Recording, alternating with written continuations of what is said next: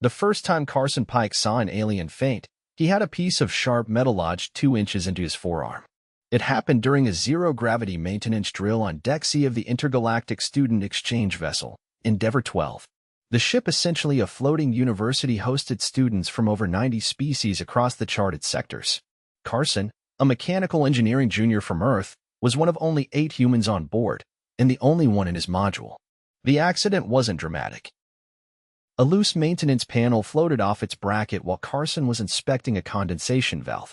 He reached to steady it, misjudged the angle, and the corner edge sliced into his arm like a knife through ripe fruit.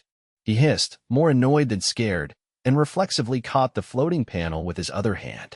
Blood welled up fast. Crimson beads drifted lazily from the wound, suspended in air like jellyfish. Across the module, Velnar, a tall, translucent-skinned student from the planet Ischia, drifted toward Karson with a tablet in hand. His large, fuchsia eyes scanned the readout, completely oblivious. "Karson," Velnar said, "the pressure readings from the coolant, what is that?" He stopped mid-sentence. His eyes widened. He made a gurgling noise, flailed once in alarm, and then went limp. His elongated limbs floated outward as he collapsed in a slow-motion spiral, limbs drifting like seaweed. Karson blinked. "Are you kidding me?" He grabbed the nearest stabilizing rail with his good hand, pushed off gently, and floated toward the med kit fixed to the wall. With practiced ease, he peeled open a sterile wipe, cleaned the blood as best he could, then pressed a bandage over the wound. It hurt, a lot, but the bleeding had slowed, and the panel wasn't sharp enough to have severed anything major. He winced and floated back toward where Velnar's unconscious body bumped gently against the module wall. Karson tapped his wrist. "Calm. Endeavour Med. This is Karson Pike on Deck C. I've got one Iskian student unconscious. No injuries that I can see. He fainted at the sight of blood." "My blood." There was a pause. "Copy that, Karson," came the reply. "Dispatching a medical drone to your location. Are you injured?" "Yeah," Karson said, glancing at his arm. "But I've stopped the bleeding. Nothing life-threatening." Another pause. "Understood. Drone en route. Please remain where you are." Karson sighed and floated Velnar toward one of the cushioned walls designed for low-gravity recovery positions. He strapped the alien's torso loosely with a Velcro harness to keep him from drifting. The door opened 5 minutes later. A humming drone zipped in, scanned both of them, and immediately extended a pair of mechanical arms. One arm scooped Velnar up gently. The other hovered over Karson's wound, scanned it twice, then turned off with a polite beep. "You're not taking me too?" Karson asked. "No urgent trauma detected," the drone replied. "Medical Bay recommends follow-up with ship medtech within 2 hours." Karson watched it float away with Velnar, whose arms still lolled like soft rubber. He muttered, "I guess blood wasn't covered in his orientation." 2 hours later, Karson sat on the edge of a med bay cot while a human nurse named Trina examined his arm. "Clean slice," she said, tapping her tablet. "No tendon damage. You'll be sore for a week. You'll need a tetanus booster and a topical antibiotic." Karson nodded. "Can I get back to drills tomorrow?" "As long as you don't lift anything heavier than 10 pounds with that arm." She applied a thin, transparent film over the wound and pressed a button. The film shimmered faintly, then hardened into a flexible seal. "All right," she said. "You're patched. But for real, Karson, you need to be more careful. You're not on Earth anymore. If you bleed out in a module with a squeamish alien, nobody's saving you." "Noted," he said. "And hey, did Velnar wake up yet?" "He's in observation. Still rattled. Apparently, Iskian physiology reacts violently to the sight of mammalian blood. He nearly went into neuroshock." Karson frowned. "Seriously?" "Seriously." The next day, Karson reported back to Deck C with his arm wrapped and stiff, but functional. Velnar was absent. He didn't return to the module for 3 days. When he did, he floated in slowly, tablet clutched tight to his chest. He refused to make eye contact. Karson was adjusting a valve fitting when he heard the soft hiss of the door.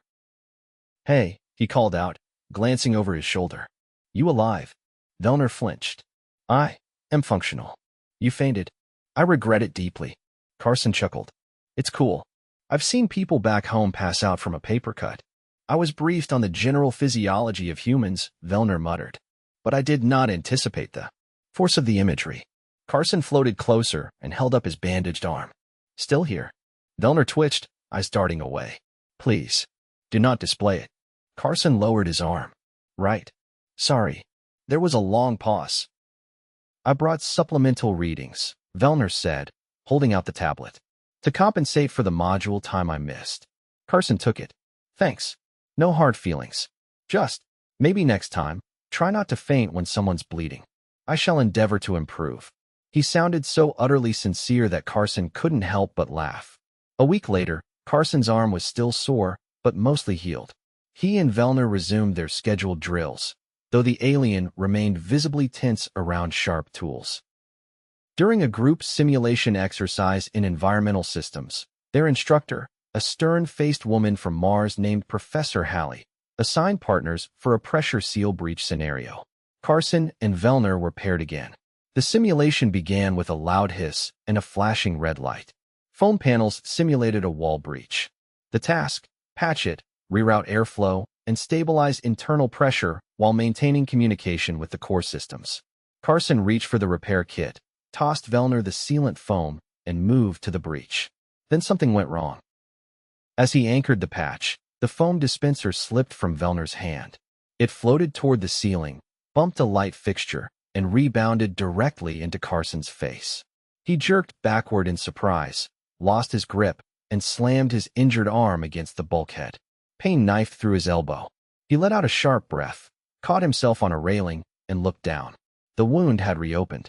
Blood trickled down his forearm, floating again in lazy red spheres.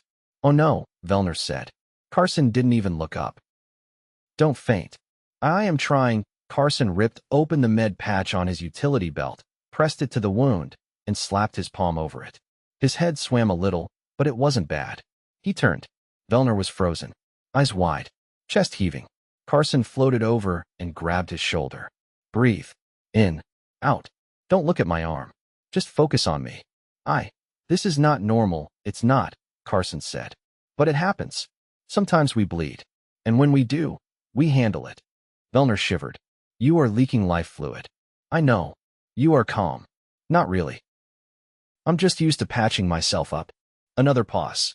Velnar glanced down, then immediately turned his face away. Karson floated back, resealed the leak with one arm, and activated the calm Professor Halley. This is Karson. Minor injury. Requesting medbay clearance. Understood. Simulation paused. Proceed to medical. Back in the medbay, Trina shook her head again. You really ought to stop bleeding on aliens. Karson winced as she applied another sealant. Not like I'm doing it on purpose. Still, you're racking up a reputation. Some of these species have never seen blood before. And yours is. Dramatic. Yeah, I noticed. She sighed and handed him a protein bar. Eat. You lost more blood than last time. Thanks. He bit into the bar and leaned back. His arm throbbed, but it was manageable. The next morning, Velnar showed up at Carson's module unannounced. He carried a small package wrapped in metallic cloth. I reviewed Earth medical procedures, he said. I offer this as an apology for my failure to assist. Karson unwrapped the package. Inside was a compact med kit, customized with human-compatible supplies, labeled in both English and Iskian glyphs. Karson raised an eyebrow. You made this. I assembled it from the ship's shared inventory. I also included relaxation stimulants if you require recovery after injury. Karson blinked. This is actually really thoughtful. It is not sufficient, Velnar said. But I am learning. Karson smiled. So am I. Velnar looked at the floor. I still do not understand how you remained calm while leaking. Karson chuckled. I didn't. I was freaking out inside. But I figured it would freak you out more if I screamed. Velnar tilted his head. You chose to protect my mental state over reacting naturally to trauma? Yeah, that's kind of what friends do. Velnar stared at him for a long moment. Then his shoulders lifted slightly. I will try to be a better friend. Karson clapped him gently on the shoulder. Just try not to drop any more foam canisters on my face. I make no promises. They both laughed. 3 days after the foam canister incident, Karson Pike found himself seated cross-legged on the hexagonal floor tiles of a multipurpose workshop, staring at a tangled mess of tubing, thermal coils, and sensor wiring that was supposed to be a portable atmospheric recycler. It wasn't going well. Does this look like it's supposed to hum? He asked, tapping the side of the unit with the back of a wrench. Across from him, A bluish-purple being with a carapaced face and feather-thin antennae paused mid-calibration. No. It should purr.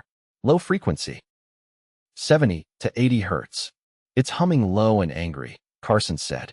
Like a wasp in a beer can. The alien leaned over. That would indicate a misaligned resonance chamber. Possibly a puncture in the vibration membrane. Karson groaned and reached for the toolkit. Fantastic. I just love rerouting airflow through ruptured membranes. The alien gave a subtle click that Karson had learned was a sign of polite acknowledgement. I am Rilzek. I was told you are efficient under duress. Karson pried open a side panel and paused. That's one way to put it. Who told you that? Velnar.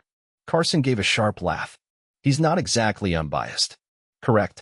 He said you bled and continued performing tasks. That is statistically uncommon. Karson angled a small light into the chamber. I wasn't trying to make a statement. I just didn't want to float into the wall unconscious. Rilzek tilted their head. You prioritize function over bodily feedback? I prioritize not dying. A software came from the recycler as Karson adjusted a coil. The hum dropped half an octave and settled into something marginally less alarming. That's better, he said. Still not perfect. Rilzek crouched beside him, their long fingers moving with unsettling precision. Human tolerance thresholds are difficult to map. Your species has unusual pain response variability. Karson didn't look up. Try breaking a toe on a coffee table and going to work anyway. That's pain tolerance. What is a coffee table? An ancient Earth artifact designed to injure feet and hold coasters. Rilzek blinked slowly. I see. Karson tightened a bolt, then tested the airflow again. Still uneven. All right, we're rerouting to bypass the damaged channel. Hand me the modular clamp. Rilzek passed it wordlessly. As they worked, the door to the workshop hissed open.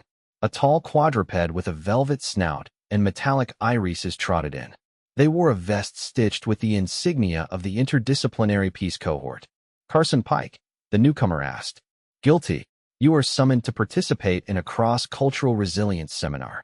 Effective immediately. Karson wiped his hands on his coverall. Right now? Yes. Your attendance is required. You are cited as a case study. He turned to Rilzek. Can you finish rerouting the diagnostics? I can. Cool. Don't let the recycler explode. He followed the quadruped through 3 junctions and a slow-moving lift that smelled faintly of ozone, arriving at a curved chamber filled with tiered seating and an audience of mostly non-humanoids. The walls pulsed with soft blue light, and a large holoscreen displayed the words, Adaptive Response Patterns in Adverse Scenarios. Karson muttered, That's a mouthful, and was handed a headset by a floating assistant with 2 mini wings. A scaled facilitator at the front gestured him toward a central platform. Karson Pike, Human Terran, Engineering Discipline. Please recount your recent incident involving physical trauma during a systems drill. He blinked. You want me to relive the moment I got stabbed by a metal bracket? There is interest in your behavioral response, the facilitator said. Specifically, the absence of panic. Karson adjusted the headset. All right, I was doing a routine check. Panel slipped. Cut my arm. I stopped the bleeding, slapped on a patch, and finished the diagnostic. A ripple of murmurs passed through the crowd. The facilitator nodded. You did not request assistance? I didn't think it was necessary. You were leaking biological fluid. Yeah, that happens. Did you experience distress? Karson rubbed the back of his neck. I mean, yeah, it hurt. But what was I supposed to do? Cry about it until someone floated over with a tissue.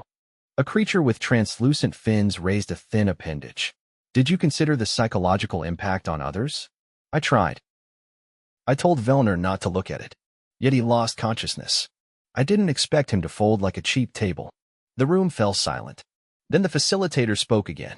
Your response was normalized. That is the anomaly. Karson furrowed his brow.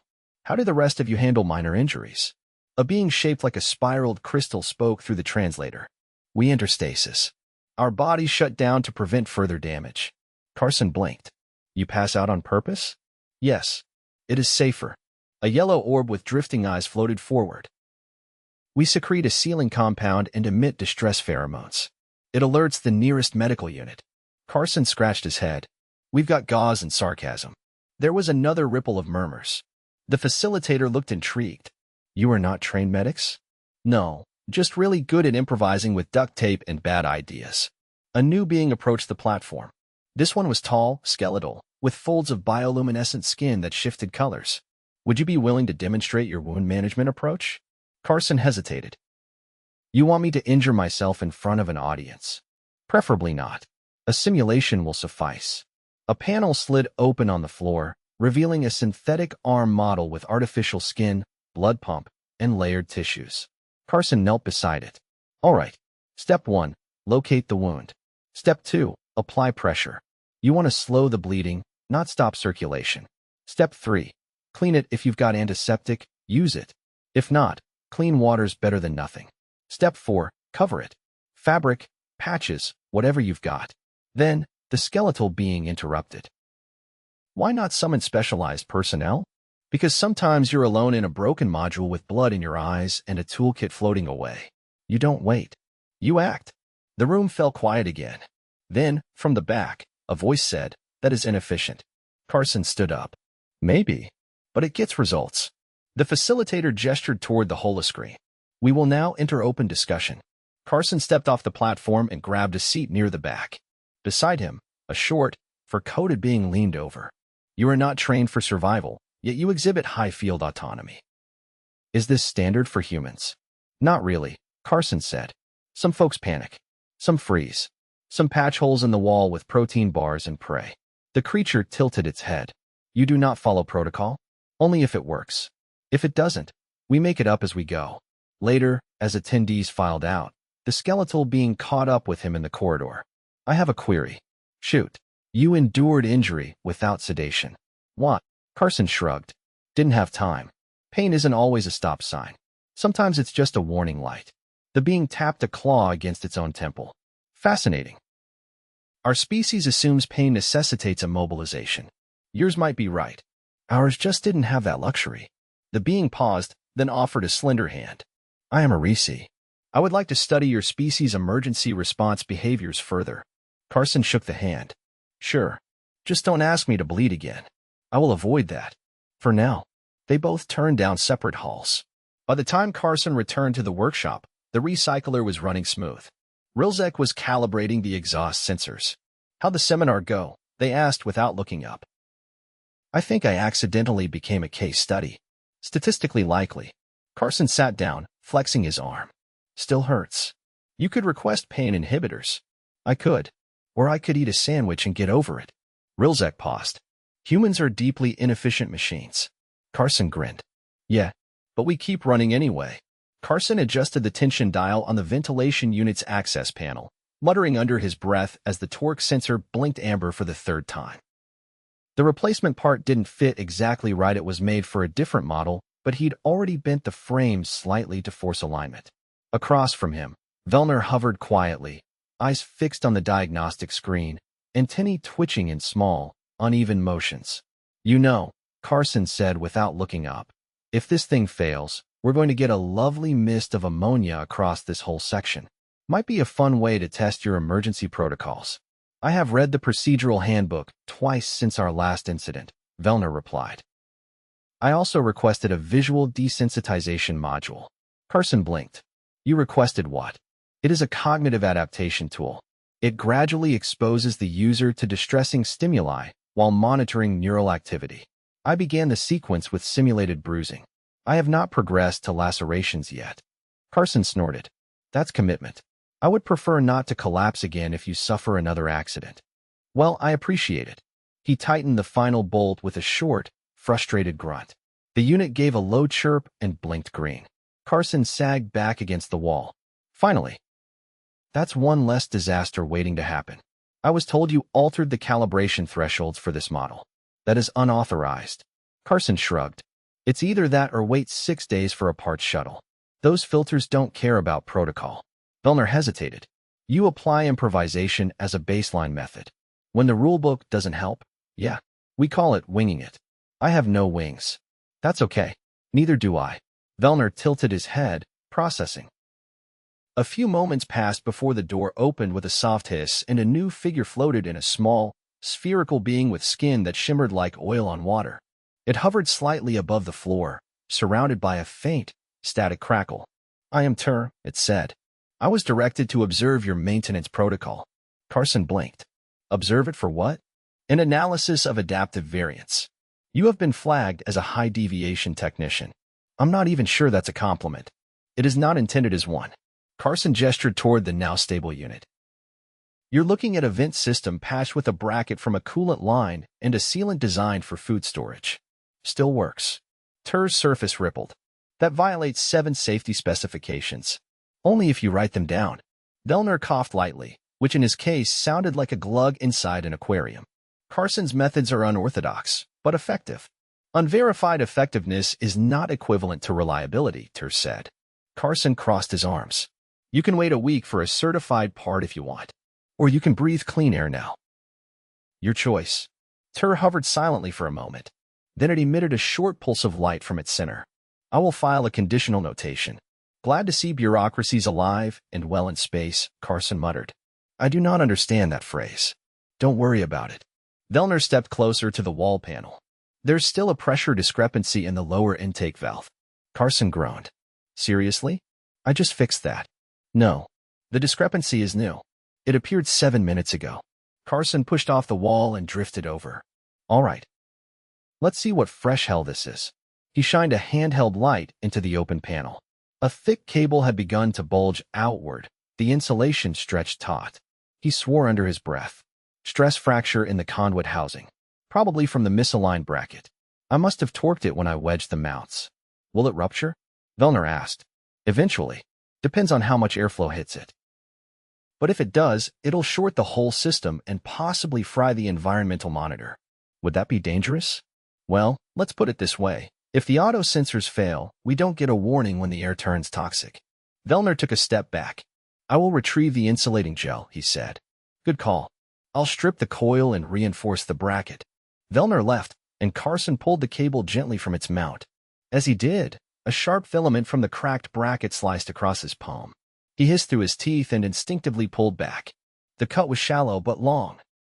Blood welled up immediately, dripping onto the cable and floating in fat red droplets. Tur backed away. Biological fluid detected. Yeah, thanks. I noticed. Karson let the cable hang and reached for his pocket. He pulled out a crumpled wrapper from a protein bar, flipped it inside out, and wrapped it around the wound. Not ideal, but better than nothing. Improvised bio-barrier, he said, glancing at Tur. Feel free to file that too. You are contaminating the workspace. Your workspace was already contaminated by a cracked bracket. I'm just adding flavor. Velnar returned holding a small vial of gel and a thermal patch. He froze as soon as he spotted Karson's hand. I did not bring enough for trauma. It's not trauma, Karson said. It's a paper cut with ambition. Velnar edged closer and unscrewed the vial. Would you allow me? Karson raised an eyebrow. You want to patch it? I've studied the process. I believe I can apply the gel correctly. Karson held out his hand. Velnar squirted a line of the cool, blue gel across the wound, then pressed the thermal patch into place with delicate precision. The gel hissed slightly as it sealed. Karson winced. Effective, Velnar said. But the thermal adhesion may cause discomfort. Yeah, I've had worse, Karson said, flexing his fingers. Nice job. You're getting the hang of it. Velnar withdrew, visibly relieved. Tur hovered closer. Your species exhibits a disregard for biohazard containment. Karson raised a brow. My species exhibits a disregard for dying because a bracket was slightly misaligned. You accept unnecessary risk. No, I accept calculated risk. If the alternative is waiting for help that might not come in time, I'd rather bleed a little and fix the problem. Tur rotated slowly in place. Your behavior is suboptimal but resilient. This contradiction is difficult to categorize. Karson grinned. Welcome to humanity. Later, after the patch held and the vent system stabilized again, the three of them floated in silence for a few moments. Velnar broke it. I no longer feel the same visceral reaction when I see blood. Even floating? Even floating. Karson leaned back against the wall. That's progress. Tur emitted a low-frequency buzz. I am submitting a revision to the adaptability index for Terran species. Do I get a certificate? No, shame. Velnar tilted his head. Would you prefer one? Not unless it comes with snacks. I will inquire. Karson laughed. You're all right, Velnar. I am improving. They floated in the quiet hum of the functioning vent, the last repair done, The system stable, the air clean. No alarms. No failures. No fainting. Just three very different beings, suspended in weightlessness, sharing a moment of peace born not from perfection, but from persistence. And for Karson Pike, that was good enough.